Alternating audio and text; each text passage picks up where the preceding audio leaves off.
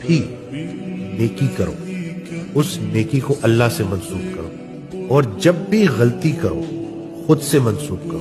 ताला कुरान पाक में इरशाद फरमाता है, जिसका मफहूम है कि जिससे मैं हिदायत दूं उसे कौन गुमराह कर सके, और जिससे मैं गुमराह कर दूं उसे कौन हिदायत दे सके। अब इसी आयत की तशरीह हजरत ने जो इरशाद फरमाई वो ये है कि जब भी नेकी करो उस नेकी को अल्लाह से मंसूब करो, हिदायत पाते जाओ, और जब भी गलती करो खुद से मंसूब करो, कभी भी गुमराह नहीं। ये इससे आसान नहीं किया जा सकता इस बात को कि इंसान लाइफ में जब चलता है तो उससे खैर के काम होते हैं अल्लाह के हुक्म से। जब भी अल्लाह की याद आए ना तो हमेशा ये बात याद रखना कि अल्लाह ने पहले याद किया है तो आपने याद किया, क्योंकि तुम चाह भी नहीं सकते जब तक अल्लाह ना चाहे। तो अपनी नेकी को अल्लाह से जोड़ना, ये अल्लाह की तौफीक है, ताकि तकब्बुर ना आए, तो हिदायत का रास्ता खुला रहेगा, वो दरवाजा खुला रहेगा।